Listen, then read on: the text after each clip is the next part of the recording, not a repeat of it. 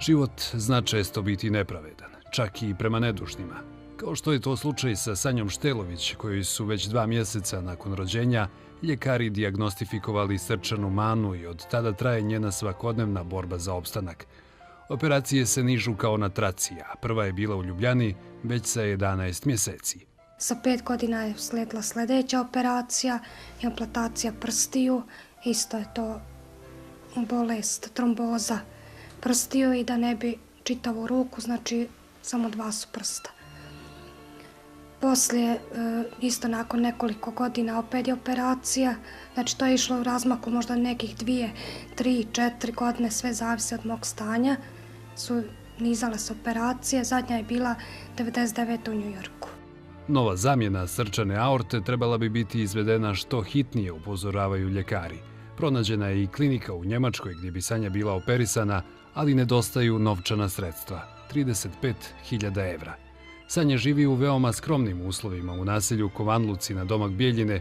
Zbog svog zdravstvenog stanja je nezaposlena, a jedina primanja su ona koja ostvari njen suprug, radeći sezonske građevinske poslove. Oboje izbjeglice, uslijed velikih novčanih izdataka za Sanjino liječenje i stalne kontrole u Beogradu, kuću koju su započeli još uvijek nisu doveli pod krov. No sve će to lako, kaže Sanja, samo da preguraju ovu muku. A zato im je potrebna pomoć dobrih ljudi. Postoji humanitarni broj 1412 i ima broj deviznog računa, u stvari žiro računa, pa molim sve ljude dobre volje neka pomognu.